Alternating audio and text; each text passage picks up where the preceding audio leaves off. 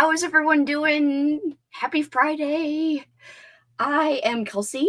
If anyone is watching the playback who is new here and doesn't know me, and I'm excited to talk about The Deer Hunter. But first, I guess a little housekeeping in that I am doing I might be doing a thing where I transition all my film stuff back over here so that everything's under one umbrella under the channel Slime and Slashers.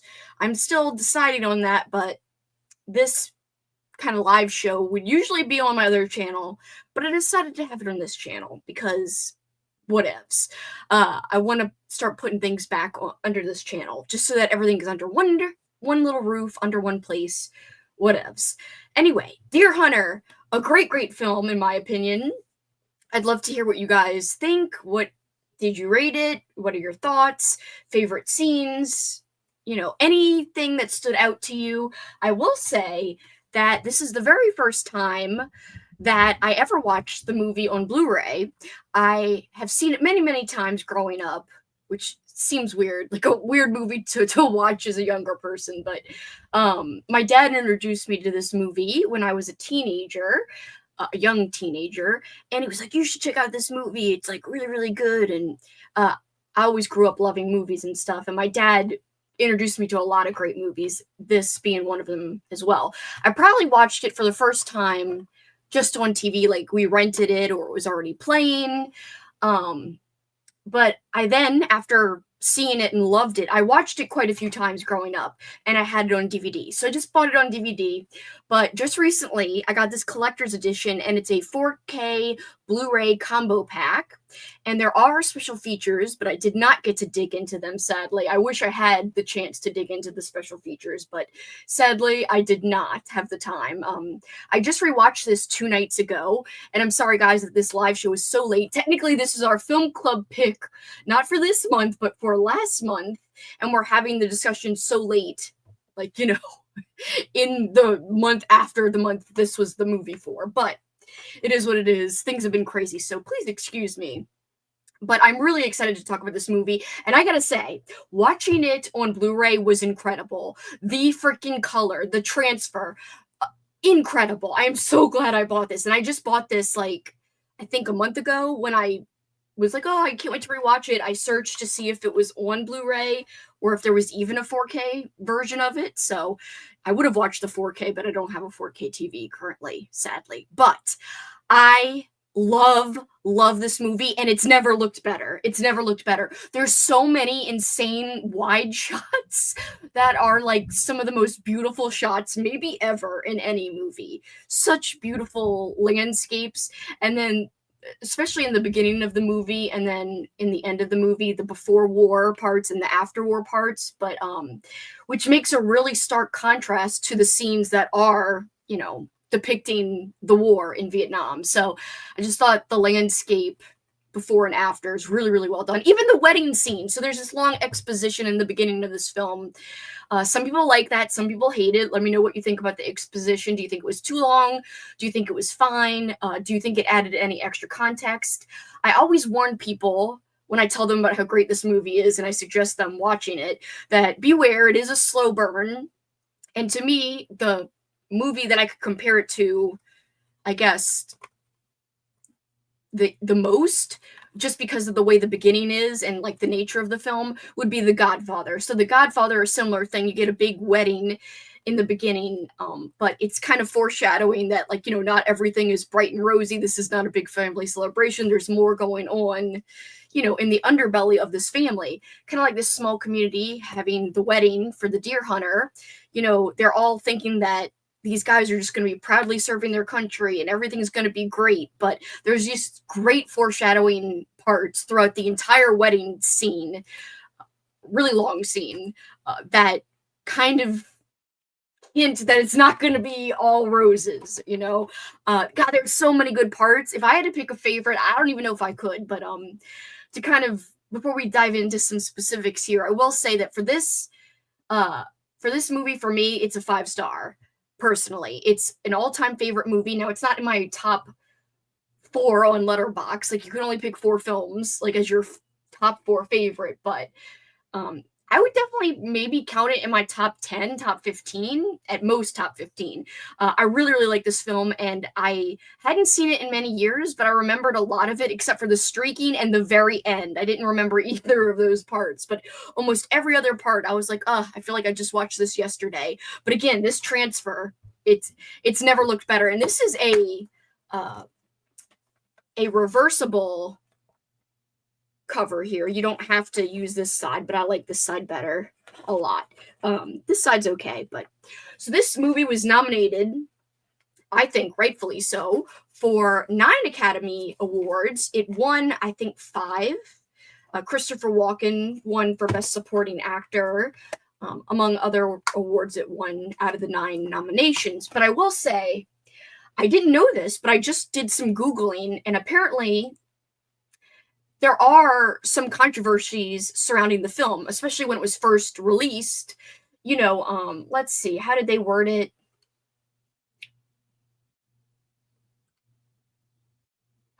The Deer Hunter, 6 controversies caused by the movie's landmark release. And this is a Screen Rant article that I just discovered.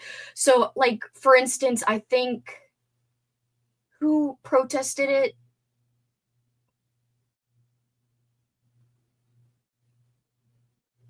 Hold on.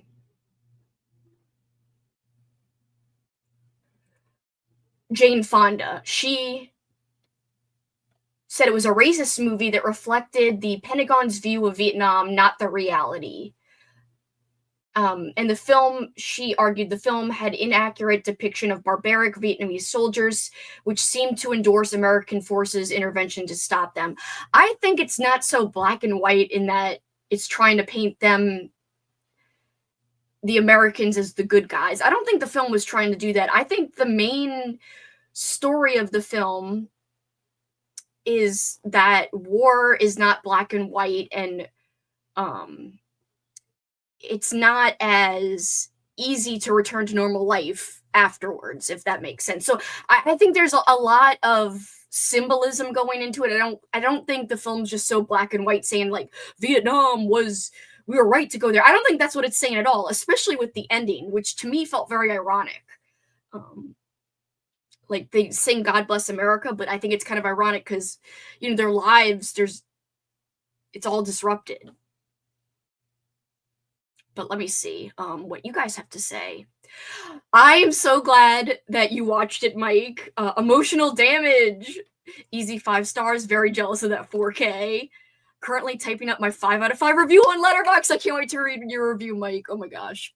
I need to get that 4K because the transfer on Netflix was a bit inconsistent. Some of the darker scenes were hard to make out. Now there is some darkness in this, but I think with a 4K TV it would probably look really great. Me just watching on high def, I could tell the difference because like I have very vivid memories of watching the DVD, and like the wedding scenes in the beginning specifically never looked that good. Never. This looked so good. Like the colors very, very vibrant. There was some dark scenes towards the end of the movie, but I still think it looked good. And especially if I would have had all the lights off in the living room when watching it, it would have looked even better. I had some lights on, so I can't completely fairly judge it in those darker scenes, but all I know is that I don't remember it ever looking this good on DVD, and I watched it many times on DVD. So because I never really sat there and thought about, I was more always absorbed into the acting, and I don't know if I was always absorbed into so much of the visuals of it, but the visuals are one of the best parts of the movie. I don't know why that wouldn't have been a bigger selling point to me growing up. Maybe that's just like a way bigger part of my movie fandom now, but man, like every other minute, not that often, but like multiple times throughout the movie, I was blown away by the visuals, especially in the beginning and especially in the hunting scene. Both there's a pre-war hunting scene and a post-war hunting scene, and that just blew me away. And I don't know, maybe I appreciate landscapes more, and filmmaking more, but like all that looked amazing. The harsh cut from pre-war to war jarred me in the best way possible. I had my jaw on the floor for a few minutes. Like, yeah, the transition. So one of my favorite probably scenes in the entire movie, there's two favorite scenes, and they're both kind of in the bar. So they're celebrating in the bar before Steven gets married, and Steven's mom stumbles in to go find him and kind of berate him, like, you need to be wearing a scarf. What are you doing? You're crazy, blah, blah, blah. Anyway, they're singing the Frankie Valli and the Four Seasons song, I Can't Take My Eyes Off of You. And they're all having a great time. They're dancing, they're singing, they're laughing.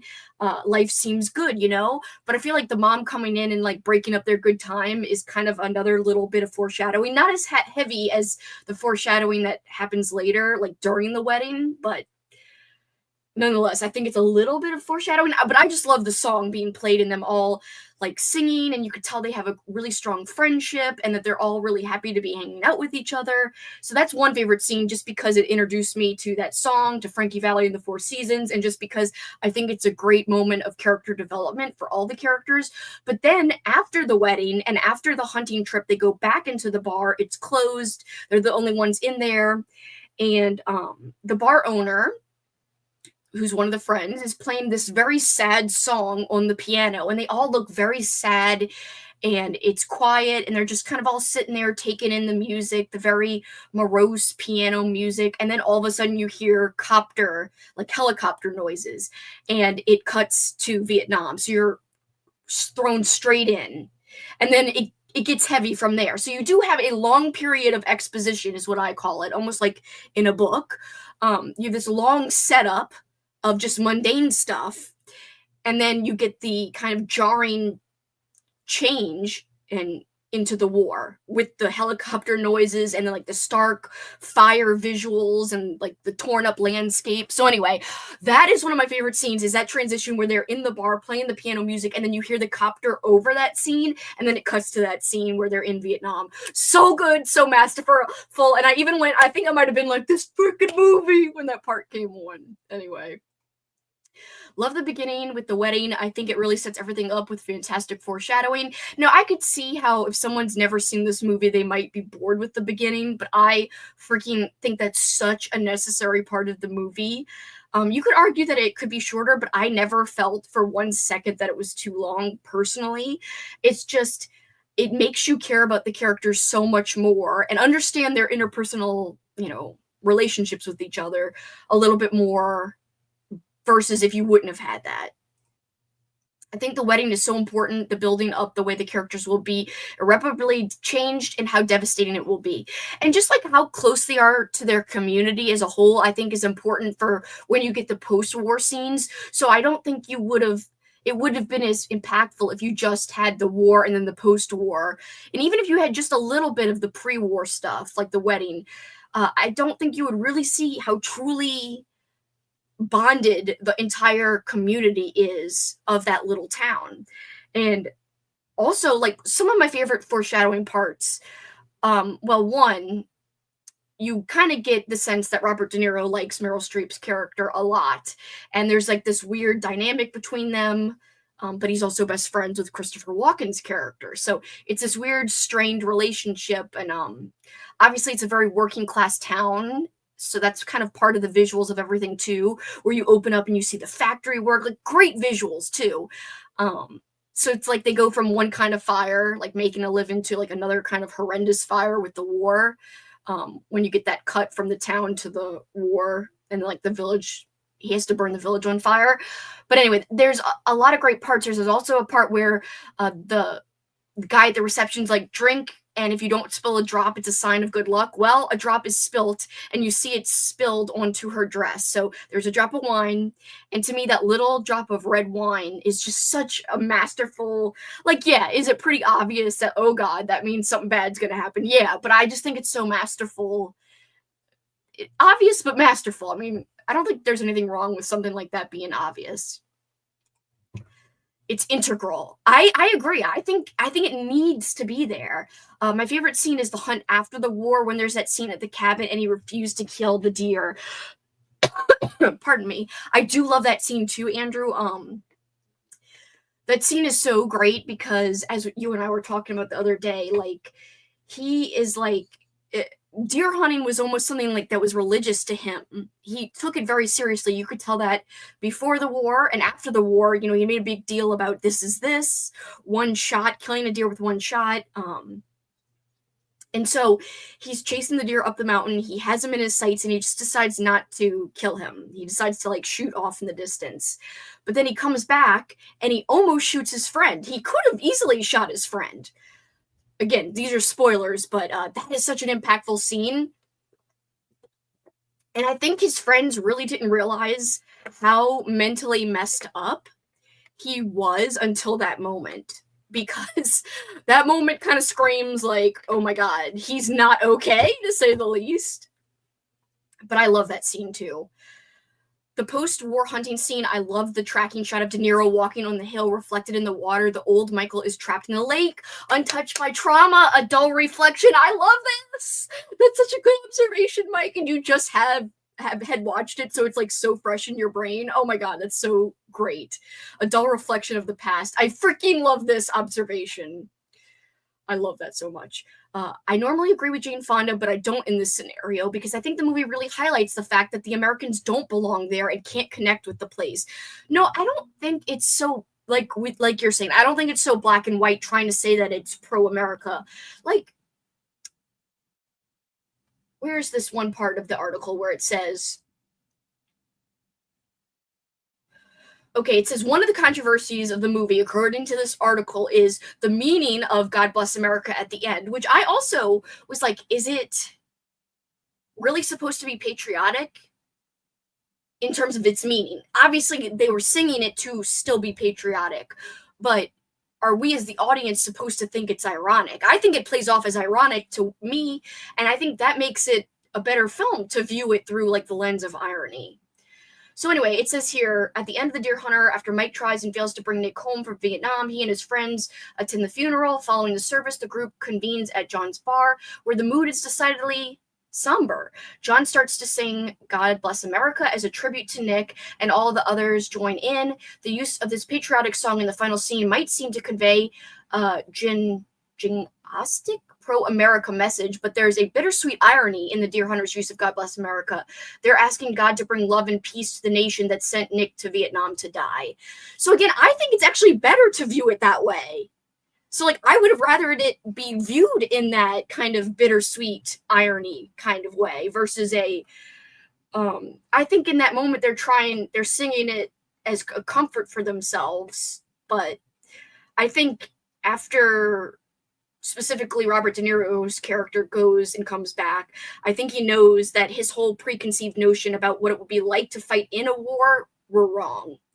And I think you can kind of connect that back to when he was trying to cheers and buy the drink for the Green Beret at the wedding reception, and the guy was just blowing him off, and they were all so excited to go to war, like, hey, yeah, man, we're going to join you. I hope we are sent where the bullets are flying. So I really don't feel like it's trying to sugarcoat the war as people are saying in this article as much. Now, I will say there could be some real criticism that is valid. Like apparently, and I didn't know this, the director and screenplay writer, Michael Cimino, he claimed to have been a Green Beret, but was not.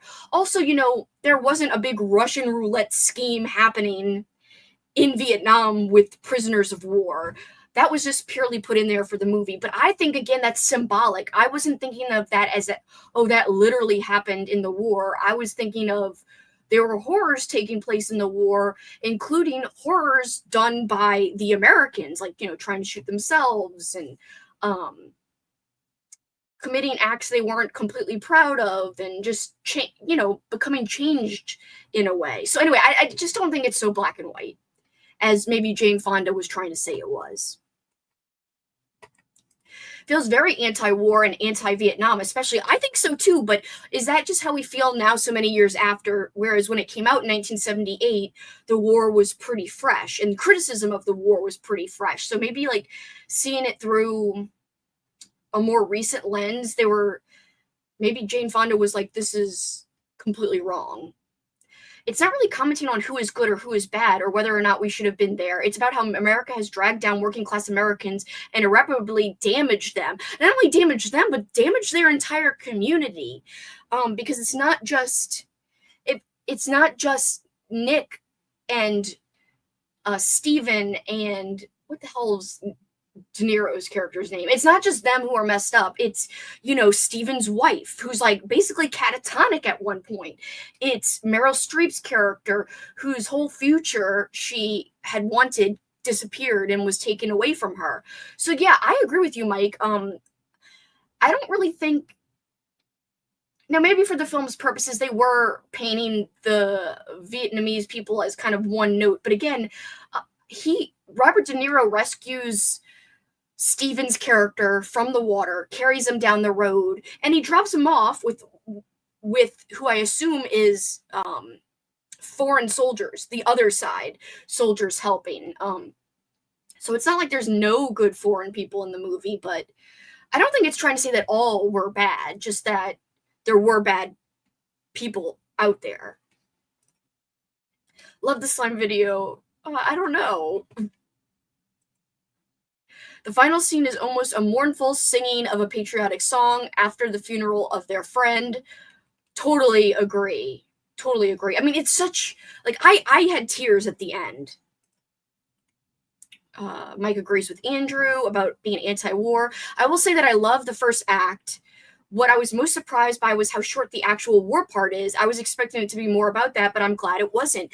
I just feel like no other movie does something where it's like before, during, and after so well. Like, you think of other Vietnam War movies, and Andrew and I were talking about this. Like, you think of Platoon, or you think of Apocalypse Now, and it's like in the moment of the war. And those are theatrical too. Like, you can't say like everything in Apocalypse Now is completely accurate or whatever, or Platoon even. I think Deer Hunter does before, during, and after the consequences of war better than almost any other war film that I've seen personally. There could be a better one out there that I just haven't seen, but and I think it's because it takes its time. It takes its time in the beginning and in the end. And if you didn't have those two parts, it would just be another war movie. I think the beginning and the end and that long drawn out part with the community and with the friends and with the hunting, I feel like that's what sets it apart. Now, yes, some of the greatest parts of the movie were in the short war part when it comes to the acting. Like the acting chops, like how do you even get there as an actor? And another part that I know Andrew mentioned and I also thought was great and so well done was the helicopter scene, where they're floating down the river and the helicopter picks them up. And man, like I can't even imagine how they filmed that. And I wish I would have gotten into the bonus features to hear a little bit more about that. Yes, she is so wonderful and so cute and pretty in this movie. Fun fact, movie is set in Pennsylvania, but a lot of the first act is shot in Cleveland. Oh, I had no idea. And the third act too. All of the outdoor scenes are beautiful. Like, I want to move right now. Like, take me there. Take me there to the outdoor scenes. I'm not saying that Michael isn't nuts when he almost shoots Stosh, but I'd have been pretty mad if I saw my friend pointing a gun at someone loaded or unloaded. To be fair, that dude's character was a freaking piece of shit. Like, I would have had no patience with that friend if he was my friend. And it's so funny. I love that De Niro and him were both in The Godfather and in this movie because The Godfather really reminds me, especially the beginning of the first Godfather, it really reminds me of the beginning of The Deer Hunter. Funnily enough, The Deer Hunter I don't think is as popular as The Godfather, the film. And I actually saw, like, I would say I had the experience of the reversed experience of most people. I saw The Deer Hunter before I ever saw The Godfather. I didn't see The Godfather till college. I saw The Deer Hunter in high school. When I saw The Deer Hunter, I mean, not The Deer Hunter. When I saw The Godfather, I actually read the book first for a college class. Then I watched the movie. And I remember thinking to myself, if I would have watched the movie first, I would have been so confused with who was who. The book gives you so much more context of like the family dynamics and the family drama and the character interrelationships and everything. So it's kind of weird because most people see the Godfather movie first, especially people who aren't big readers. But versus reading the book first. And I'm not even a big, or I wasn't a big reader back then. And I read the book first, which was kind of a big deal since The Godfather is such a famous movie. I had never seen it. I read the book first. All of that was like new to me back then.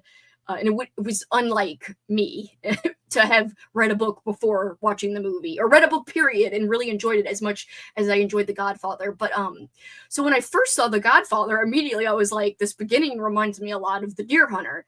And so most people, I think, would have the opposite reaction because they probably saw The Godfather first before The Deer Hunter. Just because, I guess you could make an argument which one is more famous, but I think The Godfather is more famous. I think the acting in The Deer Hunter is a bit better. I mean, only because it's got harder scenes. Like, how can you even get yourself as an actor to that point? I don't know. And I'm stealing Andrew's words, but I don't know. God Bless America at the end is not patriotic. That's insane. Anyone reads that as anything differently. I don't know how anyone could possibly read it as gymnastic. I think it's pretty clear that Cimino is using it as a condemnation of the war and what it's done to people. Yeah, I think so too. I think the Russian roulette motif is more about the reality of people being deployed. The soldiers are the person, the war is the bullet, the government is the gun. I agree completely. And even the article that is bringing up these controversies. I don't know how big of controversies these were, but think of it as you were a person living in the time 1978 when this is released. I guess 1979 if you're talking about the award season. And this was nominated for 9 awards, and the topic of the war is so much in people's minds. I guess in that way it was kind of a big topic of discussion, but I don't view it through that lens now. And maybe that's me filling in the gaps with my own knowledge of what we know about the war now. But so I can't put myself in the shoes of somebody who watched it when it was brand new and who had some of these criticisms, perhaps. But I will say the article even says that. Hold on. Yes, there's no historical account whatsoever of Viet Cong soldiers forcing American soldiers to play Russian roulette. It was entirely made up for the film. This scene proved to be so controversial that 13 members of the Vietnam Veterans Against the War protested the Oscar ceremony where the Deer Hunter was being celebrated, claiming that its entirely fictitious Russian roulette scene undermined the real traumas and tragedies that veterans had experienced in Vietnam. However, some critics have defended the Russian roulette scene as a powerful visual metaphor, and I agree with this. The random violence of the Russian roulette game symbolizes the senselessness of warfare. A gun with one bullet in the chamber, picking its victims at random, is the perfect image to sum up the randomness with which war itself chooses its victims. But I like the way you interpreted it, Mike, and I will go a step further and say that the Russian roulette ties into kind of the Deer Hunter. So the name of the movie is The Deer Hunter. The deer hunt itself is a huge part of the movie. We got the pre-hunt, the pre-war hunt, and the post-war hunt. And if you think of the movie cap ended by these hunting scenes, Michael singing One Shot, and One Shot is so important, and really having kind of like this religious ideology behind the hunt and how he approached the deer hunt, and the idea of one bullet. It's kind of mirrored in his experiences with the war, with the Russian roulette, with one shot, one bullet, with This Is This. I don't know. I think if you look at it that way, it takes on a whole new meaning, and it's not just about, oh, they're just trying to find a way to throw Russian roulette in there. But I will say, what I read on Wikipedia was that originally they wanted to set some kind of movie about Russian roulette in Vegas. There was a screenplay about this. The screenplay was given to Michael Cimino, who rewrote it completely and set it in Vietnam during the war. So originally, this concept was something to do about Russian roulette and the idea of gambling with Russian roulette, but it was set in Vegas. So basically, Cimino kind of completely changed it to be what it was, to be about war and have any kind of war connotation at all. So I guess if you look at it that way, there could be criticism about why Russian roulette was included. But again, I think if you look at it as a metaphor, you can't really criticize it much. I was not ever taking the Russian roulette as literal, just about kind of like the horrors and the things people had to endure or people had to even see, like witness other people do and how that messed them up mentally. The Vietnamese, he drops Stephen off with him, get help. Exactly. So I think there is somebody, Vietnamese trustworthy people in that scene as well. So to me, that kind of goes against how the movie's just painting everyone one way. Apocalypse Now is my first time watch of the year. What a film. I have not seen that in many years. I have seen it, but I really need to rewatch because I can't speak on it with any clarity or, a lot of info. The Russian roulette scenes are freaking insane. The performances are so shocking and moving. Like putting myself in the actor's shoes, like how did they get to that heightened emotional level? Like, and then just like I was wincing every time that that soldier was slapping Nick, aka Christopher Walken's character, and then and then he was slapping De Niro, and De Niro was like, ah! Like screaming at him. Like that scene from start to finish is like a masterpiece. Not to mention there's so many other masterful shots sprinkled throughout the entire film that it's like, I don't know. That's why when I look at it as a whole, I'm like, this movie is like a freaking work of art masterpiece. It's one of the movies that I feel like was very impactful to me as a person. Like one of the movies that make me feel like this is why I love movies, because of the way it looks, because of the performances itself, because of the symbolism behind the entire story. So I think all of that together makes it a very, very special film. The mountain scenes are shot in Washington. I better move to Washington. John Cazale is in so few movies, and even though he plays a big a-hole in this movie, literally every one of his roles are so good. I agree. Very good. My favorite of the friend group, though, this is kind of a light aside. I love the guy who's like, fucking A. Like, that's like, I love how he's like, you really got to expand your vocabulary. And he's like, fucking A. Like, I love him. And then he puts a Twinkie in the freaking mustard. Anyway, I remember loving him the other couple of many times I watched it, but yeah. Oh, not only is the Godfather book good, I actually prefer the Godfather book to the movie. The Godfather book was probably when did I read Harry Potter? I was in college when I read Harry Potter too. Like I said, I was late into reading. And there was only a few books I liked to read back then, but that was maybe my first ever favorite book was The Godfather, the book. The book is fantastic, and the book, what's great about it, Andrew, is that it combines scenes from Godfather 1 and 2. So it's almost like The Godfather, the novel, is almost like the events from Godfather and Godfather 2 in one. So I love it. I love it. There's some weird stuff, specifically having to do with, is it Sonny and his mistress? And something to do about her under regions. There's like a big part of the book about that, and I was like, this is really weird. Anyway, that's the only thing I remember about the book being weird, but I loved the book. I loved the book, and that's why I was excited to watch the movie. And when I watched the movie, I was like, how do people understand this movie just from watching the movie? Because there were so many names and so many things that I wouldn't have maybe caught had I not read the book first. But the book's incredible, in my opinion. I love the book. Like, I'm probably due for a reread, considering I'm way removed from college. We're talking 2009, maybe 2010. And 2008, 9, 10, any of those years could have been the year I read it. But that's the last and only time I read it. But I just had such fond memories of reading that book. And it was one of the first times I ever read a book, and I was like, this feels easy. And there was no audiobooks back then, so I read it with my eyes. And anyway, it was a really great experience, and I highly recommend the book if you're ever interested. It's fantastic. I agree with this. To me, I think it might be the best acting in any movie that I've ever seen.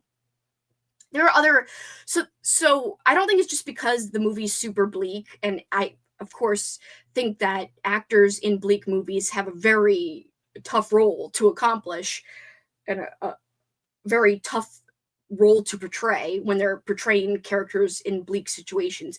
However, I've seen other bleak movies, and they're all well acted too. Most of the ones I've seen, but there's just something about the Deer Hunter that's on another level, and I think that's why it was nominated for so many awards, including like Best Supporting Actor for Christopher Walken. Oh, I do have a question. I think Christopher Walken at the end was also on drugs, right? Because he almost didn't recognize Michael right away, and then Michael looks at his hand, and this is one of the only things that I didn't notice when I used to watch this as a younger person. I thought he just tried to commit suicide when Michael looks at his arm and sees the lines, and he's like, what happened to your arm? I thought, okay, he's depressed, he's tried to commit suicide, but now I'm thinking they're track marks, because I noticed that in that final scene, in Christopher Walken's final scene, he's got very yellow teeth and his eyes are sunken, so I'm thinking he got hooked on like heroin while he was over there.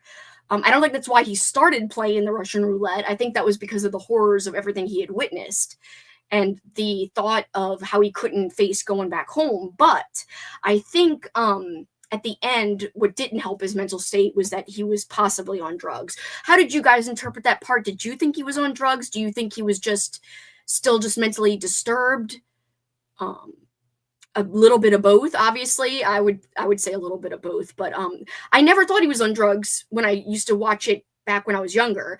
But the yellow teeth and thinking about his marks on his arms in a different way had me kind of change my perspective on what that part could have meant. Not meant in the grander scheme of the movie, but in that he was really not in his right mind. The Godfather is an easier film to absorb into pop culture than Emotional Damage, the movie. I know. I do think that it's more of a mob focus, and I just think mob movies are easier to sell. I do think, yeah, it's become more of a pop culture phenomenon versus something like this. De Niro in the final Russian roulette scene is generational, especially at the end of the scene. Raw. Felt like I was watching something real. Did not feel like acting. Like when he was like yelling and like saying like, Nikki, wake up. Like, oh my God, it's so, like, I want to rewatch it tonight. Like, it was so good. In a sad way. I know it's really disturbing to be like, this is one of my favorite movies ever, and it's so freaking bleak, but it's just so well done though. Like, it's the kind of movie that makes you be like, wow, like, I can't believe someone made this. I can't believe this exists. And it makes you, as your boy Andrew said, feel alive. I agree. I promise I did not read this article you are reading. No, I know you didn't, because you just got through watching it not even that long ago. I don't completely view the film as being a literal recreation of the war. It's art versus a documentary, and I understand pop culture perspectives have a real impact, but still agree. Apocalypse Now is a great film, but that one is even more of a metaphor. Exactly. Christopher Walken earned that Oscar. Holy shit. With Giallo July, we've seen a lot of slaps this month, but none have hit as hard as the Deer Hunter slaps. I know. Oh my God. Every time they got slapped in that Russian roulette scene, I winced. I legit winced. And I should put, because I see the number going up and then down, up and then down. We're in the middle of spoilers, anyone who happens to join at any point. And thank you both, Mike and Andrew, for being here. I know we've got a very, very small audience tonight, and I know I didn't give enough time before talking about this movie to where people could remember and watch it before the I should have made it a day earlier and promoted it a little bit sooner, but hold on, dying. All right. Anyway, but I got sucked into a different thing that I'm enjoying that's not movie related but TV related this week. But yeah, thank you both for being here. I know it's a small, I don't even care. As long as we have a great discussion, I don't care. Like, this is the shit I live for. It could be 3 people, it could be 2 people, it could be 1 person. As long as it's me and somebody else talking about a movie, like, I'm in heaven. You know, I don't care about if there's a heaven or hell, but you know, symbolically, I'm in my happy place. This was my first Cimino movie, but I want to dive into Heaven's Gate. That movie is freaking long, though. I've never seen that one. So maybe I should make that a future pick if it has good ratings. And if I think it's for good conversation. The effing guy gets stuck in the bowling alley. That scene is amazing. Yeah, the effing A guy. I freaking love that dude. Oh my god. Like, I don't know if I would always love to be a part of his shenanigans if I was in his film, his friend group, but I freaking love that guy. You've sold me. I'll definitely read the novels. Speaking of novels, have you ever read any of the novelizations of this book? No, but I want to really bad, and I want to even more now that I've seen. In fact, wait, let me grab my novelizations. I've got two. They're very, very similar, but the covers are different. Hold on. Of course, one's easy to grab, and the other I think I have hidden behind some other. Give me a sec. It's buried behind all this stuff. Okay, here it is. It's not that hard to get to. Wasn't that bad. These are barely different covers. This shows you how obsessed with this movie that I felt like I needed to get both of the versions, even though the cover is almost identical. Okay, so it just has very different packaging, like just not very, slightly different packaging. So the award-winning movie of the year, The Deer Hunter, by E.M. Quarter, based on the screenplay by Derek Washburn, story by Michael Cimino and Derek Washburn, and Louis Garfinkel and Quinn K. Redicker. He was a young steelworker from a sad little hill town in Pennsylvania. Nothing had prepared him for war in the jungles of Asia, nothing except the hellish heat of the blast furnaces, gut-searing boilermakers, the trailer life, and the strength of his passion for hunting the great deer of the Alleghenies. I hope I'm saying that not incorrectly, but I probably am. The deer hunter was young, but he had steady nerves, the grace of a cat, and the high mountain passes in his heart. He would need all of them to survive. The Deer Hunter, a deeply moving story of courage and friendship set against terrifying odds of war. This makes me want to read it more. Holy shit. Just like kind of how they make it sound so epic. Oh my god. Anyway, you can see they're very much almost the same, but I was like, well, they're a little different, and so I bought it. I mean, I like this one a lot because it's got deer antlers, but this one I liked the font a little bit better. Anyway, whatever. It's dumb. It's dumb that I have two. If you want one, I can send one to you. It's really stupid that I have two, but I remember being like, I know I have this, but this is a different version, and I purposely got both.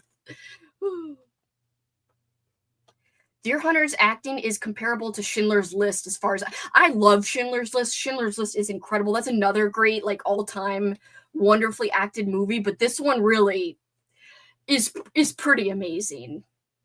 I'm pretty sure he is on heroin. Same. I think he was on drugs as well as traumatized. So something that I never questioned when I watched it as a younger person. So Christopher Walken, Nick, he's in the hospital after being rescued. And the doctor comes up to him and asks who he is. And there's like a pause. Then he says, what are your parents' names? And he pauses again, like almost like he doesn't entirely remember.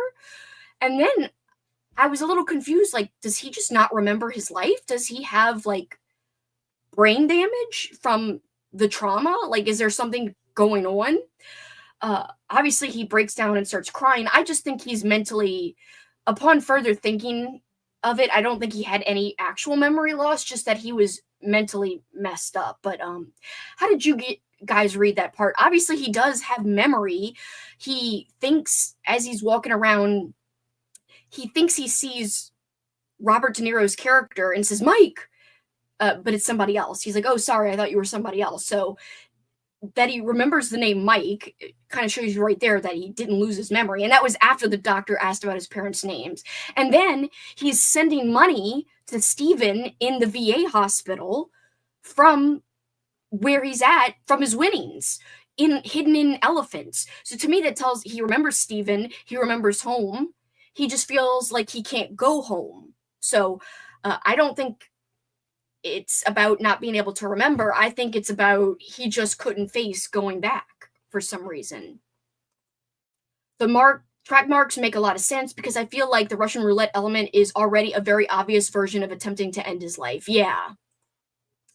It would have been like a hat on a hat per se. The drug element is definitely a better read.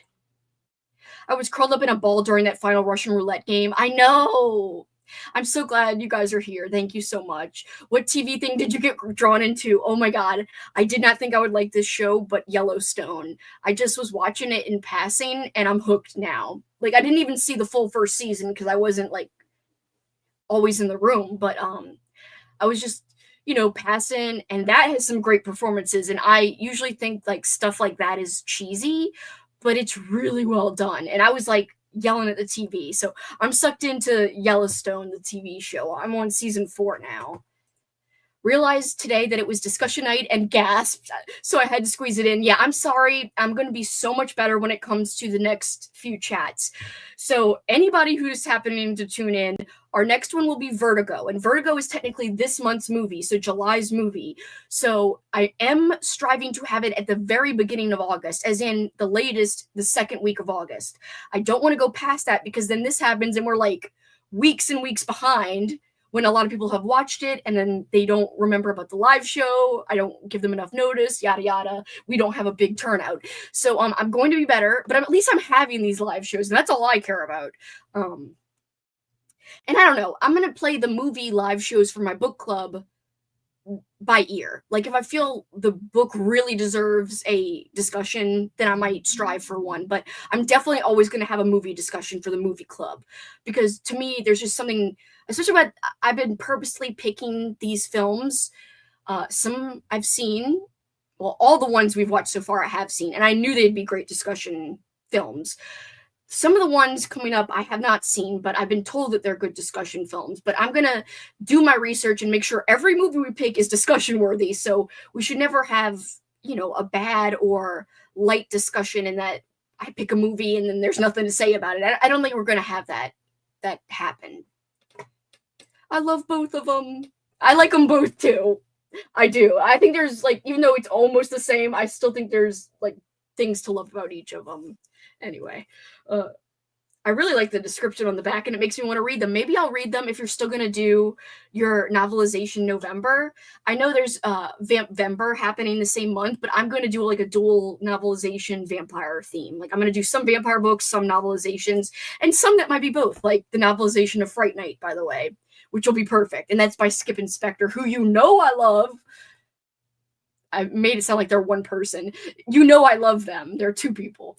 Never be. I want you to have two, maybe even 3 one day. Is there a third version of the freaking novelization? Because I'd buy it. I would buy it if I could find it. Of course, what I love more than this image, because this image, well, there's other images, but the image most associated with this movie is not Christopher Walken with a gun to his head, but it's Robert De Niro with a gun to his head.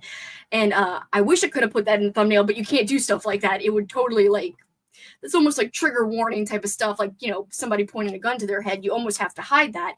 And I would show you guys, but again, I don't want to get flagged or anything as something bad. But I do have a poster of Robert De Niro, and it's like one of my favorite posters I own.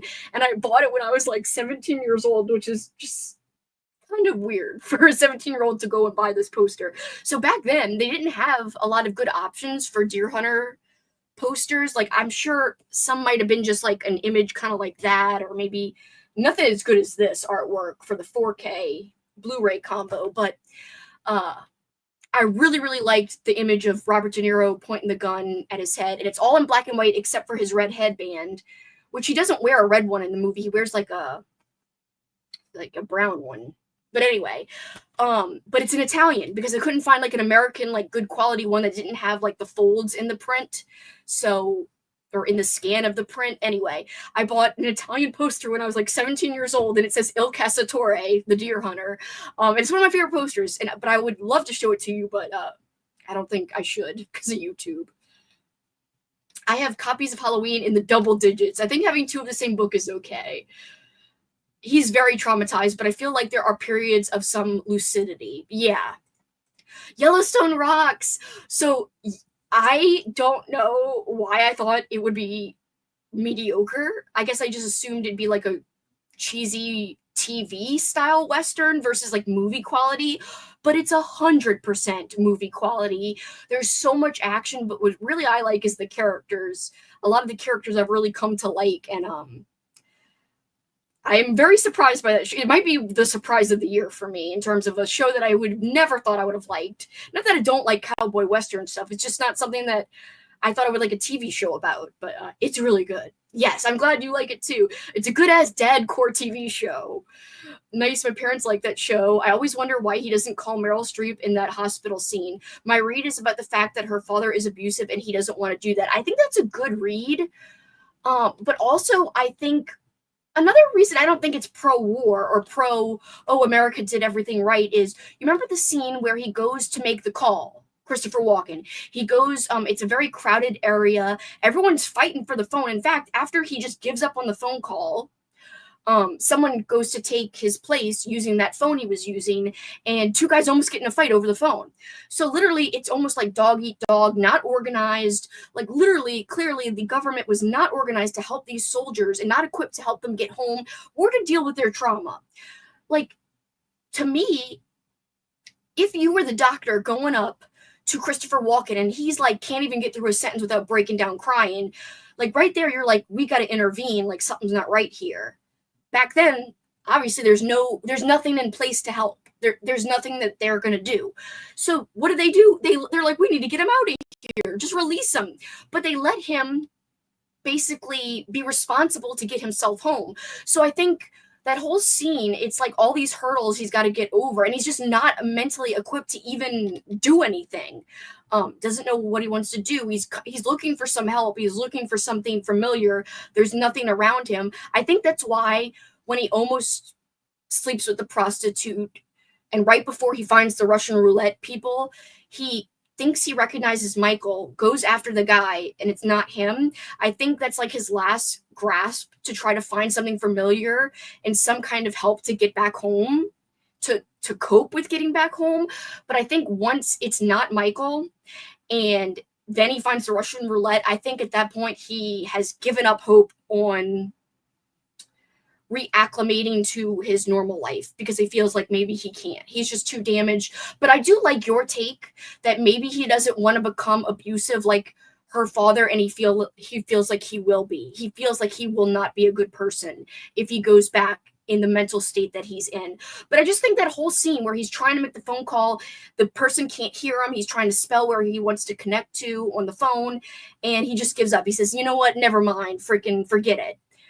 To me, it's like kind of showing you that, you know, the veterans did not, well, they weren't veterans yet, but the soldiers did not have the means, did not have the resources that they needed to get home and to get home safely. And they didn't even have as much help as they should have had when they got home. And as we know now, many years later, a lot of soldiers were treated very poorly when they came home because the war was so divisive and, you know, just sad that it's not the soldiers' faults that it was a bad war. So yes, Vertigo I've never seen. So this is going to be my first movie that we've picked for the movie club that I've never ever seen. I have seen other Hitchcock films, but not Vertigo. I'm really excited about it. But yeah, I'm penciling that in for early next month. I'm going to watch it like first week of August, and then I'm aiming to have the live show the very second week of August. Fright Night was what I was about to type. Exactly. So I'm definitely going to be doing Fright Night, but I'm going to be doing other novelizations that are not vampire stuff. And if you still decide to have it, yeah, I'm going to do other novelizations. Like maybe I'll try to squeeze this in, but you know I've been bad about physically reading, so we'll see. I've got high hopes every month for my TBR, and I keep failing. Fright Night. YouTube will censor that hard. Don't do it. I'm not going to do it, but that is one of my favorite posters of all time is Robert De Niro, pointing the GUN. The writer of Yellowstone has done some incredible film scripts. He wrote Cicero. I've never seen those. Rin River and Hell or High Water. I've never seen any of those. So I got to watch that too because the show is incredible. And the scenery, much like Deer Hunter, I'm like, oh, you're killing me, bitch. Like, I need to move right away. Very smart read. If they had taken care of him and tried to treat his PTSD, he probably would have gone home. Exactly. But they're just like, we got to release him. And, like, leaves him to go call home on his own. Like, this dude cannot handle this right now. Like, you need to help him. You need to hold his hand. Not literally, but you need to help him. Like, he's just not mentally equipped. And there's nothing wrong That's normal. That's expected. But like they did not have the knowledge back then of stuff like that to be able to help, I guess. That's a great read, 100%. I mean, it kind of just came to me when I was like, sometimes in these discussions, what I love about it is like you start talking through things and then you like you come up with reads on certain scenes and symbolism. Like it just comes out of the discussion and the convo. I love that. An example of how America chews up and spits out their combat vets with barely a helping hand. I know, it's so sad. It's so sad, just leaving him to fend for himself. And again, he comes home, and I think another poignant thing is how, the streaking scene, Christopher Walken, Nick, is like, please don't leave me over there. And I love how, even though it was hard, Michael did not leave him over there, but he brought back a body, like not, an alive person, but he still brought him back. At least he brought his body home. So in a way, I do feel like Michael still kept his word. I mean, he tried the best he could. He tried running after the car. And I think at that point, Nick had his mind made up that he was going to stay, that he couldn't go back. Or maybe he didn't even hear Nick, but I think he did. I mean, Michael. I think Nick, as he's driving away and throwing the money and Michael's chasing the car, I think he knows it's Michael chasing him. But I think at that point, he has made his choice and he's given up. Especially because he pulls the trigger another time. Vertigo is an amazing film and full of fun stuff to dissect. So yeah, I do apologize for this. If anyone watches it post live, I apologize for this being so last minute in terms of the scheduling of it. And a Friday night, I try to avoid Friday nights. Everyone's busy. That's why we have such a low, live audience right now. But I don't mind. But in the future, I'll try to do Tuesday or Thursday. Could talk for a whole live stream about the cinematography of Vertigo. I'm excited, guys. They also didn't have the space. Those hospitals were constantly at capacity with all the casualties, and they looked at him and saw everything was attached, so they sent him on his way. Exactly. De Niro hanging dong in these streets. Like, that was one of the only parts of the movie I didn't remember. I was like, how did I not remember that he literally did, like, full frontal nudity in this movie? Like, there's this one part where he's, like, just laid out. I was like, bah! Like, oh my god, you could see it. What the hell's happening here? Anyway, that was crazy. And he was clearly very drunk. In fact, I remember they're about to go on the hunt, and he's like, 36 beers, I gotta pee. I was like, 36 freaking beers? I'd be dead, freaking A. I'd be dead. They were drinking all day for that wedding. That was crazy. That was wild. But yeah, such a well-done movie. Well, guys, we're going to wrap up the conversation. We've been going for about an hour. I think this convo has been fantastic, even though it's just been the three of us. I appreciate both of you so much. If anyone happens to watch this after the fact, leave your favorite scene, your rating, your thoughts, even your thoughts on the controversy. Do you agree, disagree with some of the points of the article from Screen Rant, saying why this film was a little bit controversial? Or do you think the film, deserves the praise? And do you think the film has a bigger meaning than being just like a black and white portrayal of like good and bad and stuff like that? Especially because they were on the night shift. I know. They're Russian. They can handle their liquor. Honestly, I will say the dancing at the reception makes me want to have a Russian reception, because I was like, this freaking dancing, man. Like, I dance. It's so close to I know you guys know because you know me, Mike and Andrew, but if anyone sees this after the fact, ska music, when you dance to ska music, it's called skanking. It looks like you're kind of running in place. Their dancing at the reception was definitely like a choreographed, like, these traditional Russian dances, I'm guessing. I freaking loved it so much, and some of it reminded me of skanking. I was like, if freaking receptions were like this, like receptions that I know of were like this, I'd go to them. I'd be happy to go to them. And I would learn the coordinated dance. But I would not learn, like, speaking of Yellowstone, like if they were doing like some kind of honky tonk line dance, I wouldn't learn those kind of dances. So it's not just any kind of like learned dance that I would do at a reception. I'd have to be cool with the type of dance, and I freaking liked that wedding reception dance, like all of the dance. It was great. Also, one of my favorite funny parts is when the when the girlfriend is dancing with, I guess he's like a band leader. I don't know who that guy is, but she's dancing with somebody and he grabs her butt. Oh my god! And then he punches his own girlfriend out. That is so funny.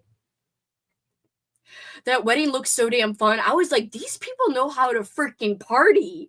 Like these people freaking are awesome. I would totally go. Like I don't like weddings, because everyone I've been to is lame, but I would like that wedding. I guarantee you that. If the wedding was cool and the reception was cool, then I wouldn't mind. I would still hate dressing up for it, though. I will say that. I don't like that. Screen Rant can eat my shorts. I don't think Screen Rant was like necessarily agreeing. It just was like kind of documenting the things that were controversial. But I think it's still basically admitting, or not admitting, it's basically saying that the movie, it's a landmark movie, but that it did have controversies surrounding its initial release. So I don't think Screen Rant is particularly taking a stance on these, especially because it seems like to almost argue against like how you could interpret it differently, especially when I read you guys about the Russian roulette and how, it says that it could be looked at, it's basically just documenting like these people who criticize it said this and the people who argue differently say that.